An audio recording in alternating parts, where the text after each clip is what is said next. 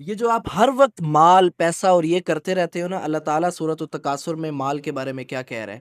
الہاکم التکاثر، زیادہ مال جمع کرنے کی طلب نے تمہیں غافل کر دیا۔ کس سے غافل کر دیا؟ اللہ تعالیٰ سے غافل کر دیا۔ اللہ تعالیٰ نے جس لیے تمہیں دنیا میں بھیجا ہے اس مقصد سے غافل کر دیا۔ نیک اعمال یعنی کہ مورل ویلیوز جو ایتھکس ہیں ان چیزوں سے غافل کر دیا۔ تمہیں نہیں پرواہ کہ کوئی حرام ہے، کچھ حلال ہے، کسی کا نقصان ہو، کسی چیز کی تمہیں پرواہ نہیں ہے۔ اگلی آیت میں اللہ تعالیٰ کیا فرماتا ہے؟ حَتَّى زُرْتُمُ الْمَقَابِرَ، یہاں تک کہ تم نے قبروں کا منہ دیکھ لیا۔ انسان ساری زندگی پیسہ کماتا رہتا ہے کماتا رہتا ہے۔ یہاں پہ ایک مجھے حدیث یاد آتی ہے، انسان کا مال، انسان کا پیسہ کیا ہے؟ جو اس نے کھا لیا، جو اس نے پہن لیا، یا پھر اس نے جو اللہ تعالیٰ کی راہ میں صدقہ چیریٹی کر دی، یہ اس کا مال ہے۔ اس کے علاوہ جو کروڑوں اربوں روپیہ اگر ہے تو اس میں حدیث میں آتا ہے وہ تو تم مر گئے، قبروں میں پہنچ گئے، اس کے بعد جو پیچھے لوگ رہ گئے وہ تو ان کے لیے تمہاری اولاد کا، یہ ان کا تمہارے کام تو نہ آیا۔ پھر ایک اور حدیث مجھے یاد آتی ہے کہ قبر میں آپ کے ساتھ تین چیزیں جاتی ہیں، ایک چیز آپ کے ساتھ رہتی ہے، دو واپس آ جاتی ہیں۔ آپ کے گھر والے آپ کے ساتھ جاتے ہیں، آپ کا مال آپ کے ساتھ جاتا ہے، آپ کے اعمال آپ کے ساتھ جاتے ہیں قبرستان جنازے میں۔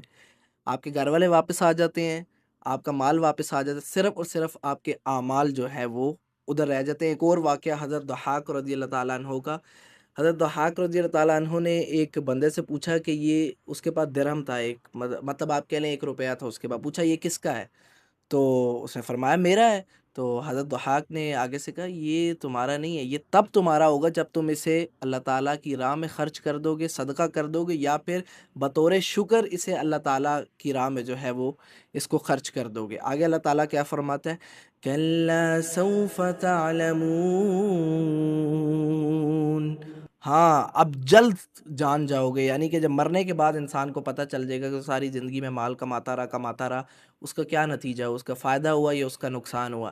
ثم کلا سوف تعلمون، اللہ تعالیٰ پھر ایمفسائز کر رہے ہیں یقیناً تم جلد جان جاؤ گے کہ تم نے جو مال کمایا اس کا تمہیں فائدہ ہوا یا نقصان ہوا۔ آگے اللہ تعالیٰ کیا فرما رہا ہے؟ کلا لو تعلمون علم الیقین، اگر تمہیں یقینی علم کے ساتھ، مطلب اگر تمہیں یقین ہوتا کہ یہ چیز کیا ہے تو تم مال سے صرف محبت نہ رکھتے، تمہیں اللہ تعالیٰ، تمہیں مورل ویلیوز، تمہیں تمہارا مقصد، تمہارے رشتہ دار، یہ سارا کچھ یاد رہتا۔ آگے اللہ تعالیٰ کیا فرماتا ہے؟ لَتَرَوُنَّ الْجَحِيمَ، یہاں پہ اللہ تعالیٰ جو جنتی لوگ ہیں ان کو بھی کہہ رہے ہیں بے شک تم ضرور جہنم کو دیکھو گے۔ جنتیوں کو بھی جہنم دکھائی جائے گی تاکہ انہیں قدر ہو جنت کی کہ اللہ تعالیٰ نے ہمیں کس عذاب سے بچایا۔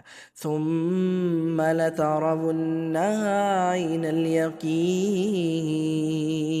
پھر اللہ کہہ رہے تم اسے یقین کی آنکھ سے، تمہیں یقین ہو جائے گا۔ آگے اینڈ پہ جب یہ صورت ختم ہو رہی ہے، بہت خوبصورت بات اللہ تعالیٰ کہتے ہیں، ثم لتسألن یومئذ عن النعیم، پھر بے شک ضرور اس دن، قیامت والے دن، جو نعمتیں تمہیں دی گئی ہیں، یعنی کہ یہ ہاتھ بھی نعمت ہے، یہ گاڑی بھی نعمت ہے، یہ پیسہ، یہ سب کچھ نعمت ہے، ان کے متعلق پوچھا جائے گا۔ آپ اپنے بچے کو کوئی چیز دیتے ہیں نا تو آپ اسے پوچھتے ہیں ہاں جی تمہیں میں نے 500 روپیہ دیا تھا، کیا کیا ہے؟ آپ دکان پہ ہوتے ہیں، شاپ پہ ہوتے ہیں، بزنس پہ ہوتے ہیں، آپ حساب مانگتے ہیں جی کیا؟ اللہ تعالیٰ بھی حساب لے گا، جو نعمتیں میں نے تمہیں دی، مال دیا ہے، جو بھی دیا، کیا تم نے اپنا مقصد پورا کیا؟ کیا تم نے دوسروں کو فائدہ پہنچایا؟ کیا تم نے کسی کا حق تو نہیں کھایا؟ کیا تم نے اللہ تعالیٰ حق کا ساتھ دیا یا نہیں دیا؟